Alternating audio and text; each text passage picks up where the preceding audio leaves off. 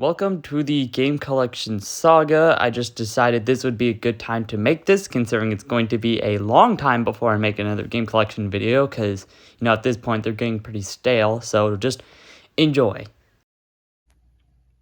Could you tell I have no life? As much as I love video games, even I can say that I own some really good games and some bad games. So I'm going to talk about all of the games that I own today. Starting off with the best game that I own. Let's get this out of the way. Super Mario Bros. Duck Hunt. Save the game industry from crashing. Yada yada yada. Wii Sports revolutionized gaming, made motion controls a household thing. Yada yada yada. Smash Ultimate brought everybody back. Greatest crossover of all time. Yada. Now, the Wii U was my first console. I got it in December of 2016. I know, very late. The Switch was coming out in a few months. But I didn't know that. My parents didn't know that. So it doesn't matter. So these were the first 3 games I got for it. Nintendo Land. Yes, it came packaged with the Wii U. So obviously I got it first. It was... Man, this game is it's so good. I love it so much. Mario Kart 8 on the Wii U. Yes, I have the Wii U version and the Switch version. I know, I'm a Nintendo fanboy, but I don't care. I got this alongside my Wii U, and that was the best Christmas of my life with that Wii U and Nintendo Land and Mario Kart. Just peak. Mega City Undercover. I got this from a family Christmas gathering, which is surprising because they usually give you like a Hot Wheels or something.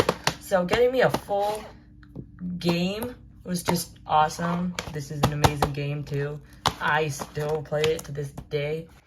Now for my newest pickup, we got Mario and Luigi Bowser's Inside Story. I'm trying to play every single Mario and Luigi game before Brothership comes out. So yeah, now I have 3 games that I regret buying, going from most dog shit to least dog shit. We have Angry Birds Star Wars. I have no idea why I owned it. It was $15. I just got my 3DS recently, and Angry Birds Star Wars isn't on the App Store anymore, so I just bought it for the funnies. Mario and Sonic at the Sochi 2014 Olympic Winter Games. God dang, that's a mouthful. I remember I got this for like a birthday or something. Played it for like an hour and never played it again. I wonder if it's actually bad or I just never gave it a chance. Tell me in the comments. One of my most recent games I bought, Princess Peach Showtime. Not a bad game. It just cost me 80 Canadian dollars. So yeah, this game is extremely overpriced. Again, I paid 80 Canadian dollars for it. Or $60 if you're from America. But yeah, this game should be 40 Canadian or 30 USD. It's just a really short game. It's a good game, but it takes like 4 hours to beat. Let's just get this over with. These were all in a kind of time where my mom was just buying random DS games for me when I was like 5. This game is just Cooking Mama if it was for little babies. This is an extremely dumbed down version of Nintendogs, and these are 3 of the most painful experiences I've ever had. These are some of the weirdest games that I own, alongside Yogi Bear and Wings Magical Fairy Park. I own nearly every LEGO game in existence, and if that doesn't say that I am mentally unstable, I don't know what will. Here's a bunch of games that I don't have a case for, that I don't really care about. A boxed copy of The Legend of Zelda Minish Cap. This is by far the rarest game that I own, going for like $300 on eBay. So, it's also the only in-box GBA game that I have. So I gotta be very careful with it here. I don't want to damage it even more than it already is. Not only does this come with this cool cardboard sleeve thing, but it also has the manual. I know, this is epic. You've probably already noticed, these are all Nintendo games. And that's right, because I will never not love Nintendo. I have an Xbox, but it's a Series S, so it's digital only, so got that. So that's basically the gist of my video game collection. Oh my god, I forgot the most important one. The greatest game of all time. Hey guys. Could you tell that I have no life? Game collections. Sometimes they can be really small, and sometimes they can be absolutely massive. I think it would be fun to go back to an old video of mine and remake it to see how much has changed since then. Today we'll be going over some of the best and worst about video game collecting, starting with... What's awesome about game collecting is that you finally have an excuse to buy all the games you've ever wanted to play. There's also actually a reason to buying these. You can get so much hours out of so many games. There's also no real end to it. It can just keep going and going and going and going and going. There's also buying a game because it's funny. I could buy Mario & Luigi Partners in Time or Portal 2, but I'll play NES, PlayStation, Football, and Tetris World, thank you very much. I also think it's really cool seeing all of these games on one shelf. But then there's... You're probably thinking, what's bad about collecting video games? Well, at least I have Sly Cooper. Video games cost money, and a lot of money at that. So a lot of times you're not left with much money and you gotta try to budget with what you have. And sometimes that just doesn't work out. There's also sometimes accidentally buying a game twice. You might buy an enhanced port of a game you really like, but sometimes you just buy the exact same game twice. Like for example, I have 2 copies of New Super Mario Bros. DS. I lost one, so I bought a second one, and I just recently found the second one. I also just got Battle for Bikini Bottom for my PS2, and I forgot I had the remake. But if you want a lot of games, you need a lot of space. A lot of people have a full room to store their games, but since I'm a minor, I just store all my games in my room. There's also just not playing some of your games.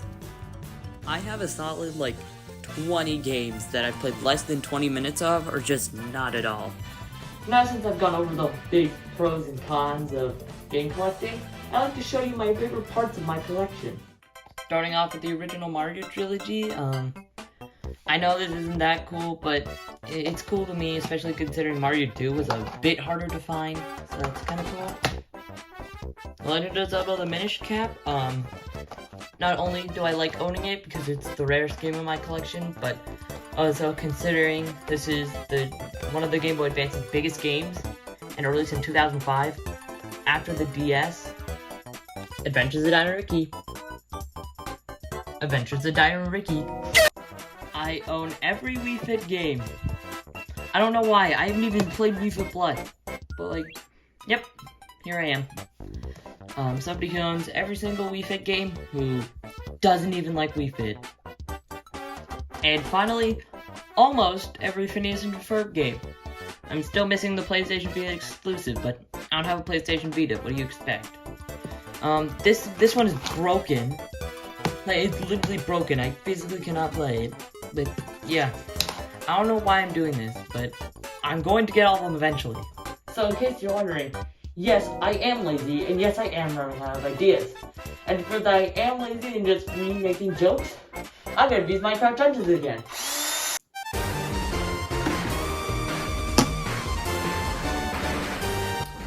Hey everybody, you're probably noticing that I don't have my hat on right now. That's because I decided to stop being a Scott the Woz clone with a hat and just become a Scott the Woz clone. Look at that, I even have a desk full with my favorite stuff. That hat was a pain to use. I couldn't see anything, so I'd constantly be running into a wall, and no one could ever take me seriously while I was wearing it. But that's not what this video is about. It's about me talking about my game collection. For the 3rd time. The way I should start this video without doing the exact same thing as my first 2, I think I should start going through my video game collecting journey. Now, I wasn't really a big gamer until I got my Xbox Series S in December of 2022. I mean, yeah, my first console was a Wii U, obviously I wasn't a big gamer. Now, this was still before I would kill someone for a copy of Fling Smash. But after seeing a bunch of videos about people talking about their game collections, I became inspired. So on May 24th, 2024, I moved all of my games to one shelf and I started collecting. Now, you're probably wondering how I had so many games when I just started collecting. That's because I never ended up actually selling any of my games when I was a kid. Probably because I didn't know you could. Now there's a lot of small things that are way different from when I used to collect.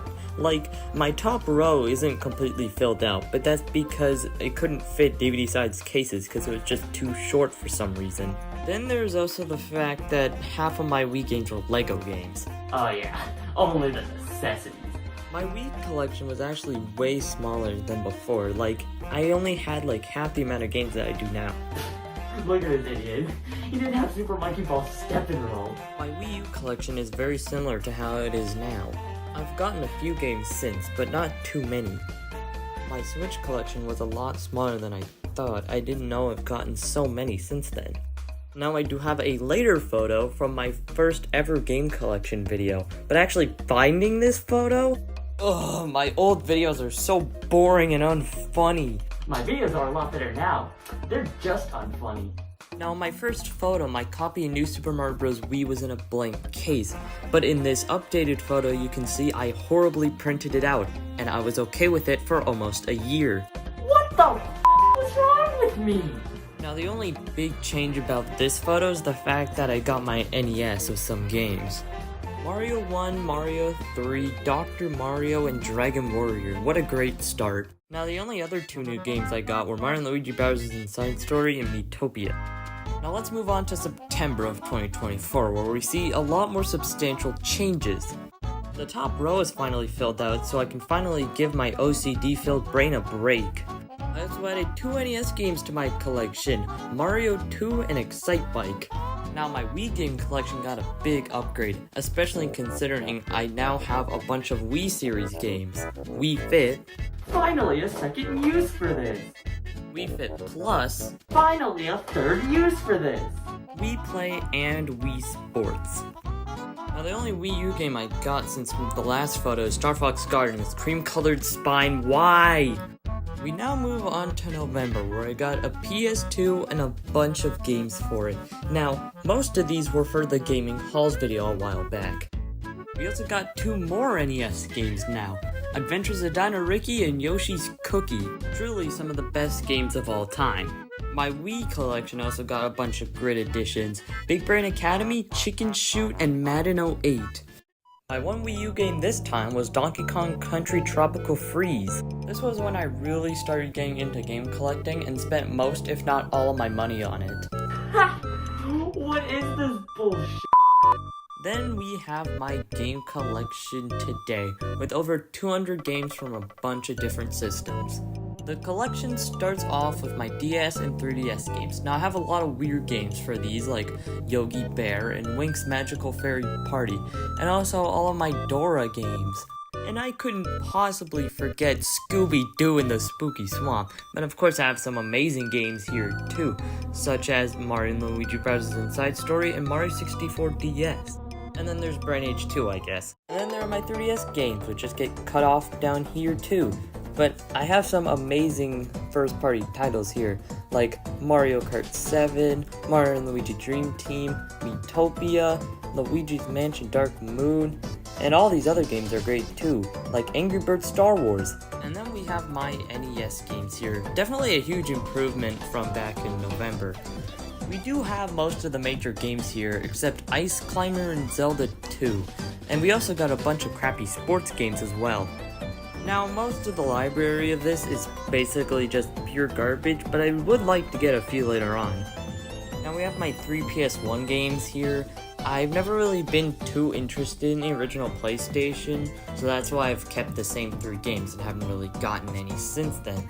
But, you know, if I ever feel like it, I'm sure there's a bunch of great games for the original PlayStation I'd like to check out. The PS2, on the other hand, I love picking up games for this. There's so many amazing games that you should pick up if you get one. Like Grand Theft Auto San Andreas, this game's amazing. And then we got Mega Man Anniversary Collection, a great compilation of the old Mega Man games. We got the 2 Pac-Man World games, these are some of the best platformers on the PS2. And then we got the SpongeBob games, which are both also great. And I also have Tiger Woods PGA Tour 2002, I'm Not the Man I Want to Be. And then we got the Wii and Wii U games. These make up the bulk of my game collection. It's just super fun picking up these games, especially since they're so cheap. And look at that, I finally have Super Monkey Ball Step and Roll. Finally, of course. And then we have my Switch games. This is probably the most consistently good out of the bunch. We got some amazing games like Paper Mario The Thousand Year Door, Mario Bros. Wonder, and Mario Odyssey. These games are amazing. And then we also got Kirby and the Forgotten Land, an amazing Kirby game. Now I am starting to run out of space here. I can only fit around 15 more games until I have to find some way to compromise this. Now I could use an old bookcase that I don't really use very much to store these, or I could just throw these games in a box and be lazy.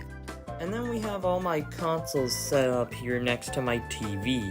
Behind is an absolute mess of cables, but I do have some consoles plugged into a surge protector so it's not a huge fire hazard. And then I store a bunch of my extra cables and controllers in a box, all labeled in plastic bags so I don't forget which one's which. And then I have a closet where I store my plushies, game boxes, my Wii Balance Board, and my Minecraft Movie McDonald's meal. Like, sure, this is just how I've been collecting, but, you know, everybody collects in their own different ways. Like, for example, we have the casuals, the kind of people to play Animal Crossing, Minecraft, and Mario Kart till the end of time. The type of people who look at a Wii U gamepad and go, what the is this? And then there are the real gamers, as they call themselves, who think Nintendo is the reincarnation of Satan and only play sports games and Call of Duty. And then there's the people who have no life and have walls stacked with games. Sure, I have a wall stacked with games, but not nearly to the degree of these other people. And then there are people who never open their games and just buy them for their monetary value. Why? Like, what's the point of buying a game and then just throwing it on a shelf and forgetting about it? Fair point. But there's a difference between buying a game to show it off and buying a game to play it but not getting to it. Now, after all that, I think it's about time we get into my favorite parts of my collection. I'm not doing repeats from the second episode, so here we go. My copy of Mario and Luigi Brothership. I do think this is an amazing game, but the reason it's here is mostly because I pre-ordered it, so it came in this little cardboard sleeve, but I just use it as a display because it actually put the game in here. Sure, it looks really cool, but it's way thicker than all my Switch games, and since I have horrible OCD, I would never be able to look at this game the same way again if I put it on the shelf like this. A dual one here, wipe out the game and Wii Fit.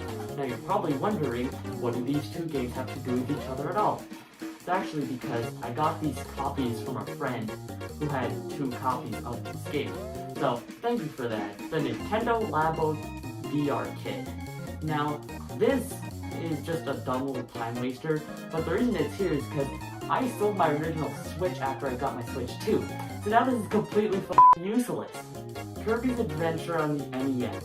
Now, this is my favorite NES game, but I spent $50 on this. Not very proud of that, especially considering I already beat it on Nintendo Switch Online. I just really wanted to have the physical cartridge. Despicable Me the game. Now you're probably wondering why I like Despicable Me the game so much. And that's because it was actually my 200th physical video game, which is pretty interesting to me. And then there's all my LEGO games. Now, if we're including the DS versions of console games I have, and my second copy of LEGO City Undercover, then I have 31 LEGO games. Well, 27 physically, 4 digitally. So I have almost every TT Games made LEGO game. I have no life. Someone please help me. Now let's hone in on a specific few here. We got LEGO Star Wars The Complete Saga, LEGO Star Wars 3, and LEGO Indiana Jones 2. But I'm also going to pair this with New Super Mario Bros. Wii and Green Lantern Rising Manhunters, as these both have the same problem. Now, as you know, New Super Mario Bros. Wii had a red spine, and that's fine, it's a Mario game. And then, a lot of LucasArts games had yellow spines, but at least they're consistent with being inconsistent. Or were they? Because with LEGO Indiana Jones 2, they decided to do a brown spine. And then with LEGO Star Wars 3, The Clone Wars, they decided to do a blue spine. And, this isn't part of the LucasArts thing, but with Green Lantern Rise of the Manhunters, it has a green spine. Like, make up your damn mind! And finally, Darksiders 2 on the Xbox 360. Now, there's not really anything special about this copy of Darksiders 2, except the fact that I don't have an Xbox 360, so I basically can't play this. Now, a lot of people consider all this to be a huge waste of money, and they'd be right. Man, I knew I should have become an accountant. Hey everybody, it's been 2 years since my channel's introduction, so to celebrate, I'm gonna read some fan mail. Dear Mr. Guy, you've been hinting at a Dadish review for a long time. When are you going to talk about the games? I'll do it when the physical release comes out. Do you remember me? It's your old friend Michael. I never knew you to begin with. Nintendo Guy, I am going to skin you alive. Terrific. Hey, I really enjoy your content, but I hope you do not continue the game collection series. It's very unoriginal and it makes the old episodes outdated. Could you tell I did this just in spite of you? Hobbies. Everybody has them, whether it's watching movies, reading books, or whatever the hell you do to waste time. This is my hobby. Could you tell I have no life? Well, since in the third installment of this ongoing series of mine, I talked about my game collecting journey, we might as well start where we left off. This picture is from August 2025. As you can see, my shelf was completely full, and that was thanks to these things. I wanted to make a video on eBay game lots, and I recently got an Xbox 360 at the time, so I decided to make a poor financial decision and buy this lot without a second thought. I put these on my shelf and went, oh, I had no idea what to do. Did I have to get a new shelf? Did I have to stop collecting altogether? Forward over to December, these games were taking up most of the side shelf. With the bottom row filled out, I was worried about what to do next for storing. But while we're still here, I can show off how I got my Super Retro Trio Plus. Good for me. I also got my sealed copy of Caseppi's because that's how I chose to spend $100 that week. This is also when I was working on getting every My Sims game. To this day, I still don't know why I wanted to do that. What else could I talk about here? Family Fest presents movie games. It's actually not that bad. Skip to a mere 10 days later. Here's Christmas Day. Yeah, I did this instead of spending time with my family. This is out of order. That's right, I got a brand new, much larger shelf for Christmas. There aren't as many new games in this shot, just the ones I got as gifts, but this was a big moment for my collecting career. While this shelf is a million times better than the old one, I'll always have a soft spot for it. It was with me since the beginning, and I kinda like the aesthetic of the rows, using the stupid bars that couldn't hold anything, they didn't perfectly fit, and they spun, which was really annoying, and they were really thin, so everything stuck out, never mind this shelf. And here we are now, my current collection with over 300 games being stored on 2 shelves now. Yeah, I recently ran out of room on my shelf, so I set up my old one in my basement to put all my old books, and now I'm using this bookcase as a second game shelf. There's just my Switch 2 games right here now, but it'll be filled out soon, don't you worry. Now, of course, like all collectors, I have some embarrassing parts of my collection. My 2 Marble Madnesses, the VTech Learning Lodge installation CD, my sticky Metroid copy.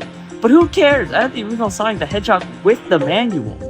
Also, oh my god, I actually got more PS1 games, and a new original Xbox game. Are you proud of me?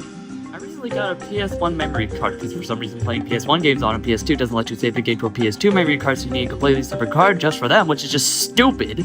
So I've been a bit more interested in its library. And with the OG Xbox, I just really wanted to play Rayman 3, and the store I was at didn't have the PS2 version. And that and the dust piling up on this thing was becoming a hazard. Now you're probably wondering why I set up my games in this order. Anyone? I put my DS and 3DS games at the top originally because on my old shelf the top row was a lot shorter, so I kinda had to put these at the top. Another reason why that old shelf sucks ass. Then when I got my new shelf, we found out that if we kept those at the top, we could add an extra row to the shelf, which was very much needed. After this, everything is in order of when the console released. And yes, a console I've always liked picking up new games for, it's such an interesting novelty nowadays. SNES, a console I'd like to get more games for, but the good ones can be hard to find. Genesis, a console I haven't really been interested in much. There's not really any heavy hitters outside of Sonic, and when there are great games, they're expensive as hell. PS1 and PS2, another library I find interesting considering games on here are very hit or miss. OG Xbox, something I've wanted to get into recently since games on this thing are super cheap.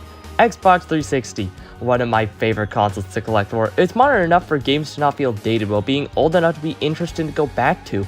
Pair that with the dirt cheap prices and the fact these things are everywhere makes this console super fun to collect for.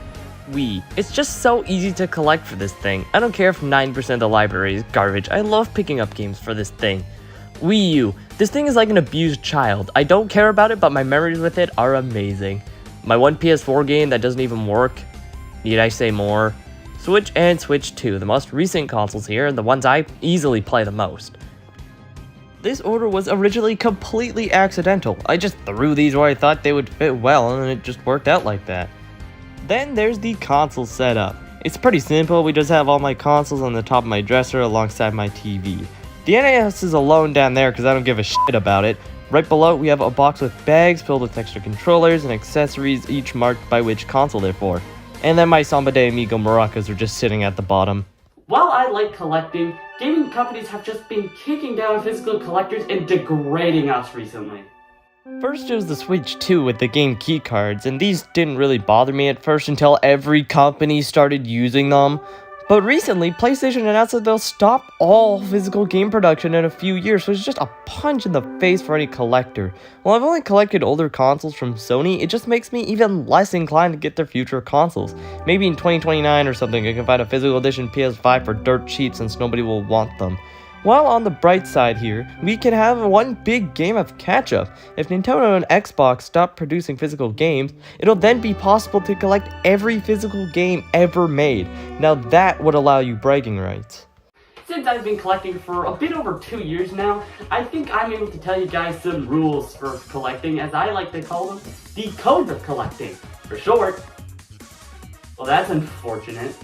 Number 1, don't waste money on bad games. You might want to fill out your game collection with cheap games to make it look bigger, but maybe you should think about it more. It's not like you can really play these games except for a quick 5-minute session to make fun of it, so these will just be sitting on your shelf collecting dust. Or in the garbage can. After a while, these games will just be pissing you off.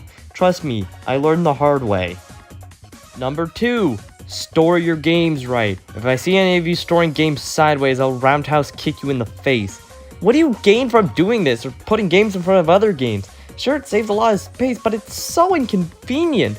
I can at least understand throwing away the cases and putting discs in a binder or something. It saves so much space and it's very convenient.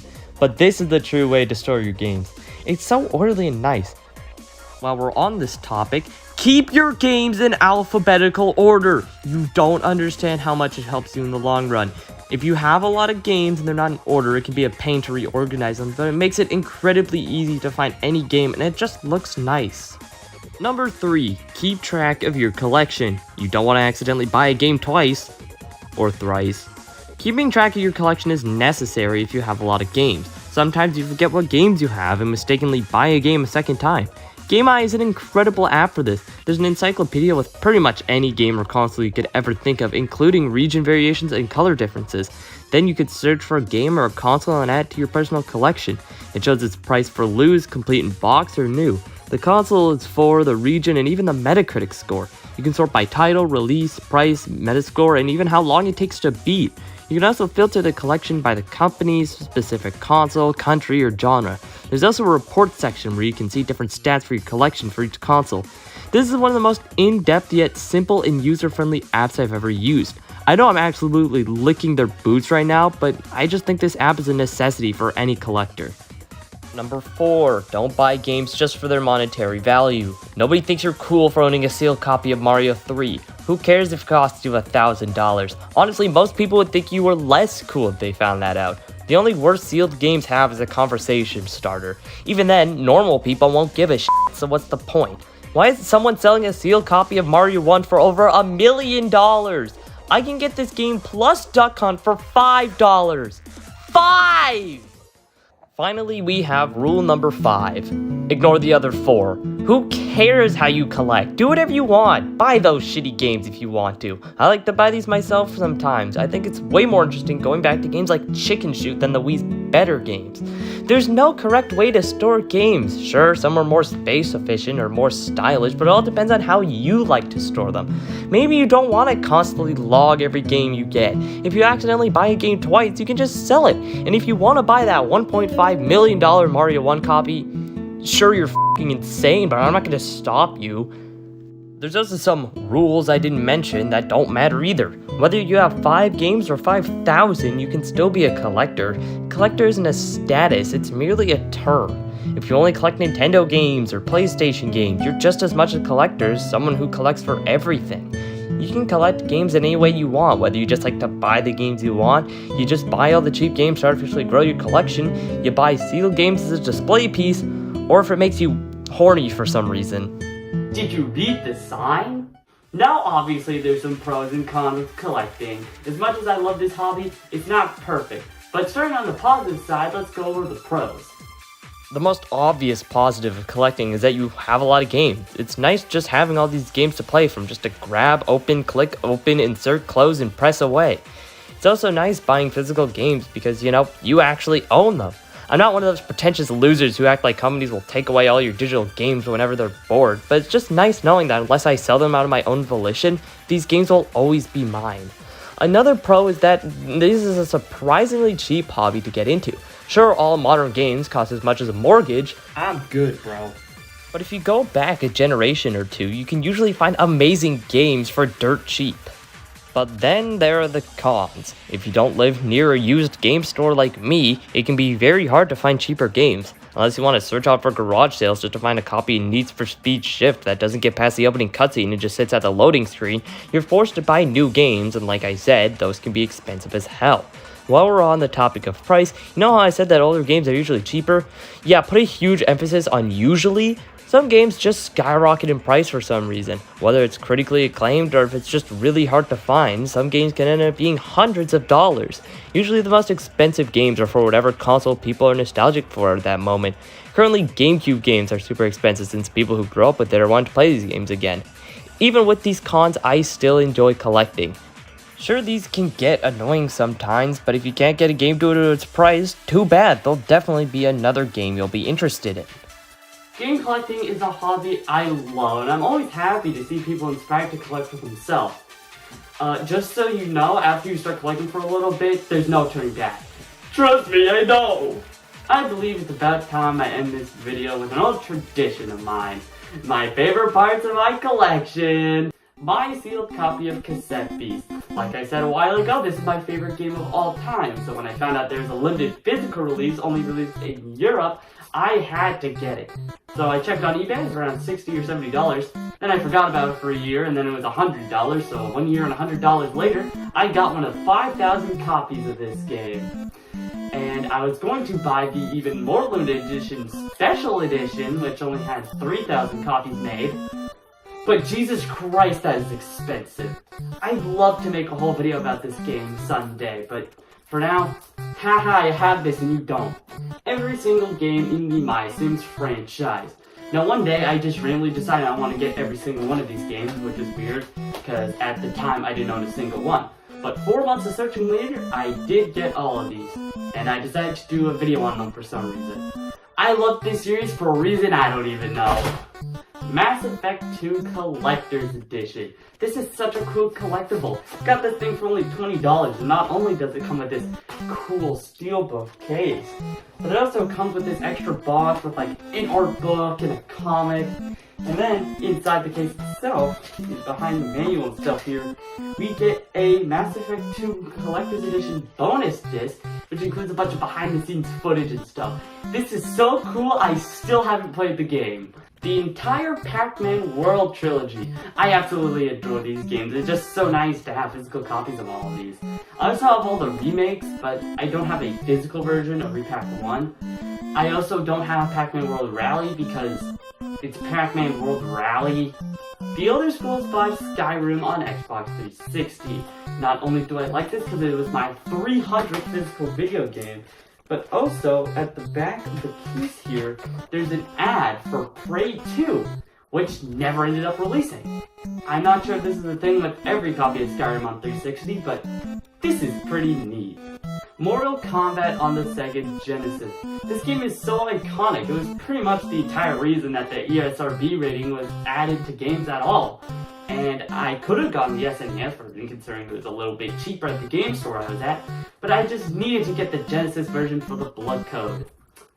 I played this game once and I didn't even use the blood code. This is so confusing. I have no clue how to play this game. I paid an extra $5 for nothing. Kingdom Hearts 2. I haven't played this game, that's exactly the reason why I'm talking about it.